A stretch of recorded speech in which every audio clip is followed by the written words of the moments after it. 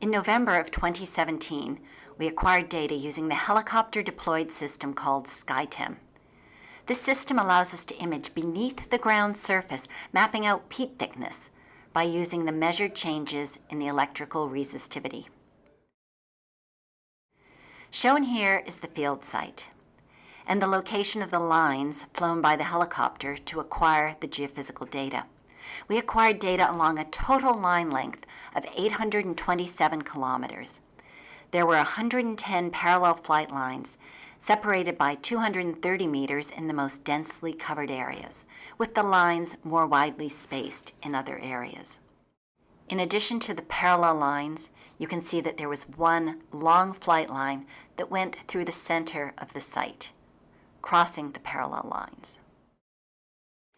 The acquired data were used to develop a 3D model of the electrical resistivity of the subsurface. That is what is here, all the electrical resistivity measurements that we have, the color scale displaying the most resistive areas as red and the least resistive as blue. As we display the results, we have the Google Earth image below the resistivity model to keep track of where we are. But what you are seeing all corresponds to measurements made beneath the ground surface. The top of the model is the ground surface, and it then extends down to a depth of about 100 meters. The way to think about what you are seeing, every 30 meters along a flight line, it is as if we had a probe pushing down below the ground surface and measuring electrical resistivity. This gives us this incredible image at very high spatial resolution of the electrical resistivity of the region beneath the ground.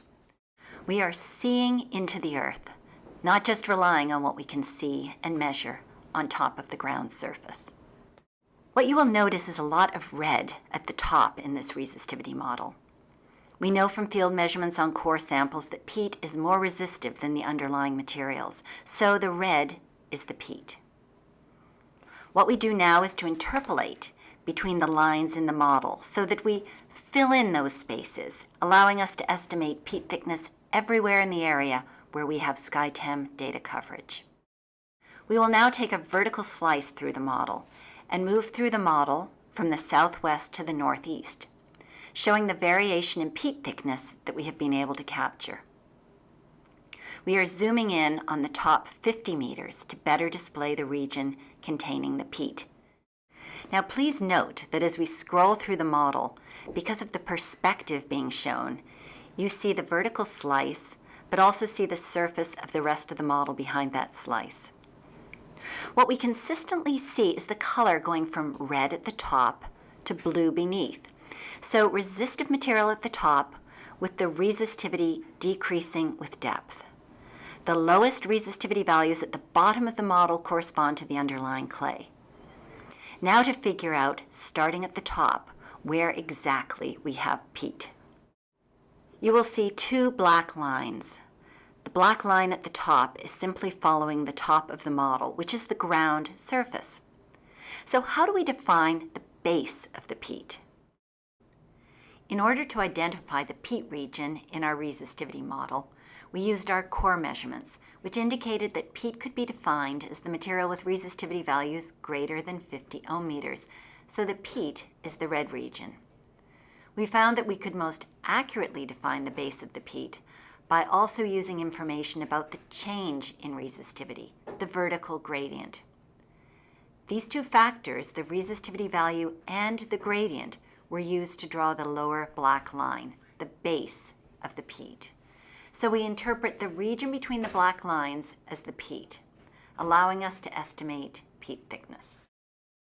In addition to information about the resistivity of the peat, we also had available from SkyTEAM a measure of the elevation of the ground surface. While we see in places a correlation between peat thickness and elevation, you can see from these images why we cannot reliably predict peat thickness from elevation alone. This would only work if the base of the peat stayed at the same elevation and only the elevation of the ground surface changed.